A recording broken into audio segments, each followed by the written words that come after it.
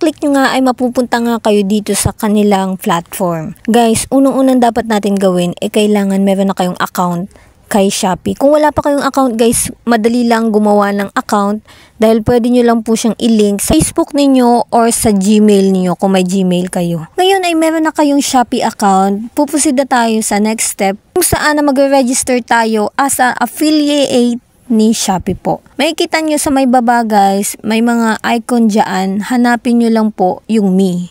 Ngayon, nandito sa me, scroll down nyo po yan at may makikita po kayong affiliate program. Ang kagandahan dito guys ay hindi mo na kailangang madaming followers para maging affiliate ka ni Shopee. Yes po, hindi mo na kailangang magkaroon ng madaming followers para maging affiliate ka ni Shopee. Ang kailangan nyo lang dito guys ay meron kayong mga social media or active na social media na pwede nyong i-link dito sa Shopee nyo.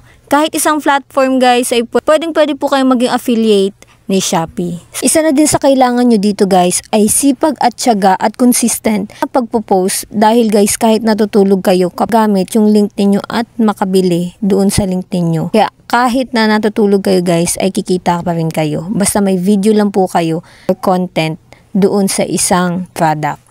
Ang next na gagawin natin guys ay i-click natin yung affiliate program guys na may nakalagay dyan na icon na parang may basket.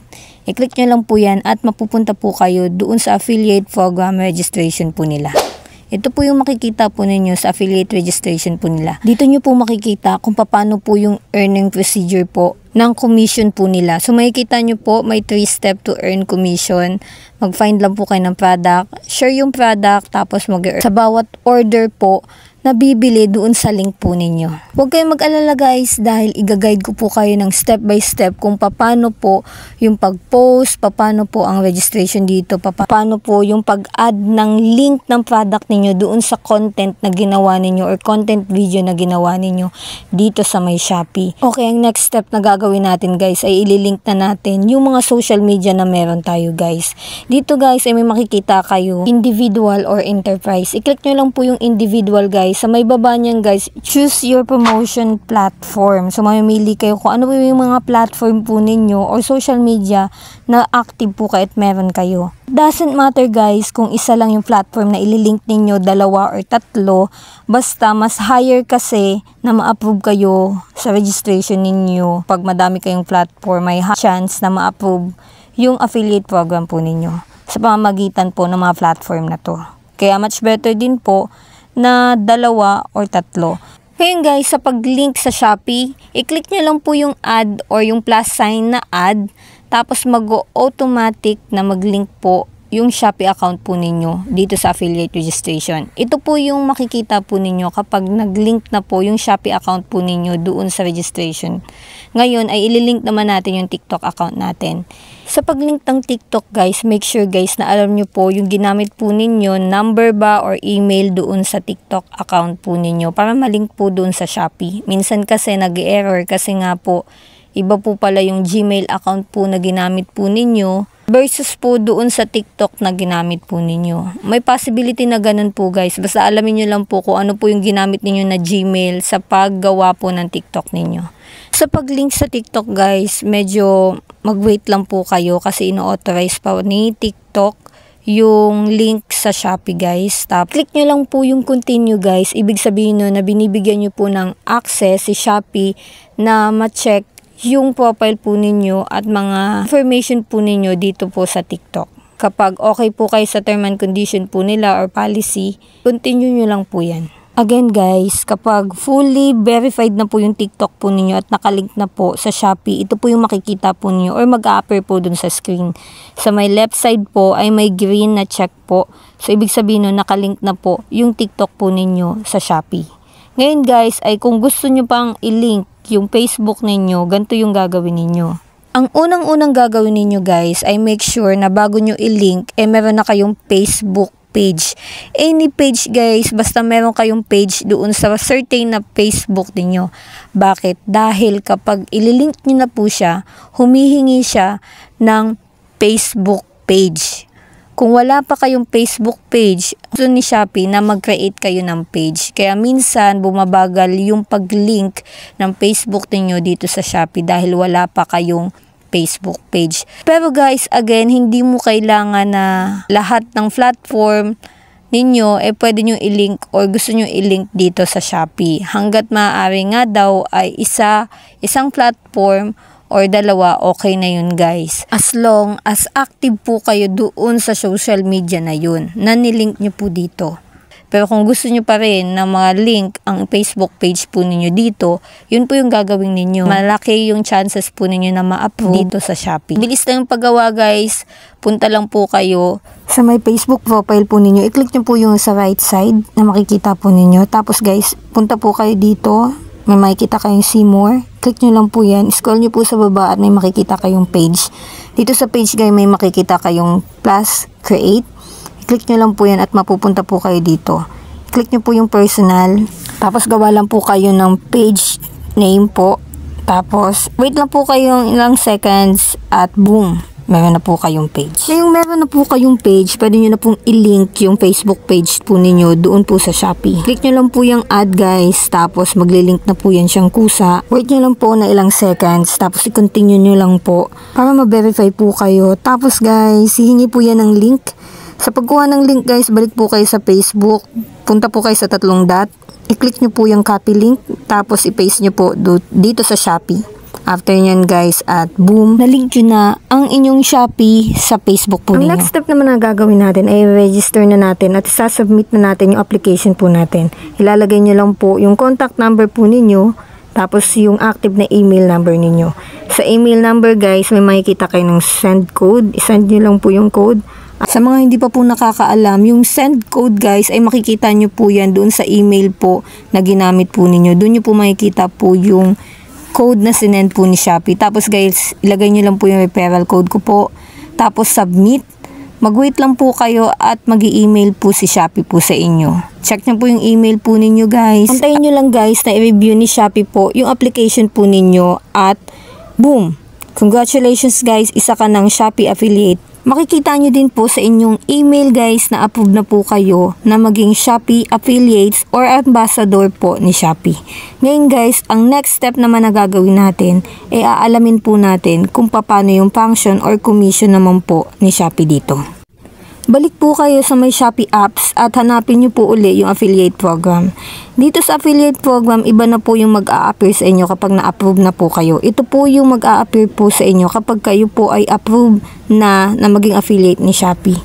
May kita nyo po na may performance na po dyan. May kita nyo din po kung ilan yung click, order po at estimate commission po ninyo. So makikita nyo guys at wala pa po tayong click, order at estimate commission guys dahil kaka-start pa lang po natin sa paggawa po ng ating affiliate program po. Sa may bandang baba guys ay may makikita po kayong offer, conversion, income at account. Sa offer guys, doon yung makikita yung mga product na pwede po ninyong buwan po ng content at ibenta or i-post po sa inyong social media. Nakalagay din dito guys kung magkano yung commission rate po ninyo or ilang percentage po yung commission rate po ninyo sa bawat product po na mabebenta po ninyo guys. Dito nyo makikita guys kung magkano po or ilan po yung commission rate. Mamili lang po kayo ng item na ibebenta po ninyo at i-click nyo lang po yan. May makikita po kayong share to earn. Ayan guys. Mas maganda guys kung ilalike nyo po siya para kapag nakagawa na kayo ng content or video ay mabilis nyo na po mahanap yan. Papakita ko po sa inyo yung step by step procedure kung paano mag-post. Pero dito guys ay pinapakita ko po sa inyo kung magkano po yung commission rate po ninyo sakali po na kayo po ay mag-offer po ng product. Dito guys ay makikita po ninyo kung magkano yung commission rate. Let's say may commission rate kayo ng 14%. For example guys, itong item na to ay 149 pesos po. Ang commission rate is 14%. So, ito times nyo lang po yung 149 times 0.14%. Yung result nyan guys ay yun po yung commission rate po ninyo. 20.80 cents po. So, ibig sabihin guys, kada product na mabibenta po ninyo or may bibili po sa link po ninyo, meron po kayong 20 pesos and 86 cents. Hindi pa po kasama yung taxes po na ibabawas ni Shopee po sa inyo. Take note guys na magkakaiba po yung mga commission rate po at makikita nyo po yan doon po mismo sa item po. Let's say katulad na ito guys, ay may makikita po kayong commission rate niya is 1%. So kada makakabenta po kayo sa kanya ay 1% lang po. So nakadepende po yan sa commission rate po na binibigay po ni seller or binibigay po doon sa product po. So mamimili lang naman din po kayo kung ano po yung product na ipopromote ninyo at malaking commission po para po mas malaki po yung commission na makukuha po ninyo sa bawat product na mabibenta po ninyo. Ngayon ay alam nyo na kung paano po yung kalakaran po ng commission rate po dito sa Shopee Affiliate po. Ang next naman po natin itatakil guys is paano po ang earning po ninyo or paano po kayo mag-post ng link dito. Mapapansin nyo guys sa bandang baba ay may share to earn after nyo po maklik po yung item na gusto po ninyo. I-click nyo lang po yan at may makikita po kayong may collection, copy link, copy code at copy info. I-click nyo po yung copy link para pwede nyo po siyang i-post sa Facebook po ninyo. So nyo lang po siya ng content, picture, or any reviews guys doon sa Facebook po ninyo. Tapos i-paste nyo lang po yung link. Sa bawat bibili po doon sa link po ninyo ay magkakaroon po kayo ng commission. Doon na po mapasok yung mga bawat product na may bibili po doon sa link po ninyo. Ngayon guys, i-share ko po sa inyo kung paano naman mag-post dito mismo sa Shopee. Yes po, pwede po kayong mag-post dito po ng video po ninyo sa Shopee. Para din po siyang TikTok guys na may lalabas po na yellow basket po sa may gilid po na inyong video. So paano po yun guys? Sundin nyo lang po yung sasabihin ko po. Punta po uli kayo sa may Shopee apps po ninyo. Hanapin nyo po yung bandang baba na may icon na S video. I-click nyo po yan at mapupunta po kayo dito. Makikita nyo guys na para po siyang TikTok. May mga videos po na lumalabas. Sa may bandang gilid po sa left side ay makikita po ninyo na meron po siyang orange basket. Diyan po mag-a-appear po yung mga link po or nilink po ninyo na product po sa inyong video.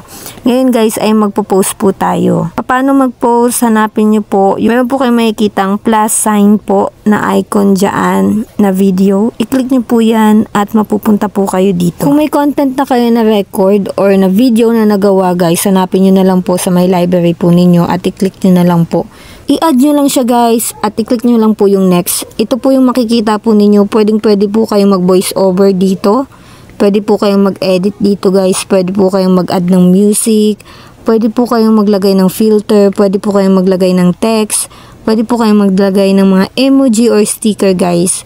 Dito po mismo. After po ninyong lagyan ng mga effects or mga something po na gusto po niyo ilagay, i-next nyo lang po yan guys. At mapupunta po kayo dito kung saan pwede na po kayong maglagay ng mga caption, hashtag guys, para dumami po yung SEO or search engine po para po makatulong din po sa inyong content. Dahil po dito kasi guys, masisearch po agad ang inyong content. Dami po yung traffic po ng inyong views po. Sa may bandang baba guys, ay may makikita kayong add product. Dito nyo na po ilalagay ang inyong product na gustong i-promote. Click nyo lang po yan at mapupunta po kayo dito. Kung naalala nyo pa yung sinabi ko kanina guys, na mas maganda kung ilalike mo, dito kasi makikita yung mga nilike mo na product na gusto mong i-promote o gawa ng content.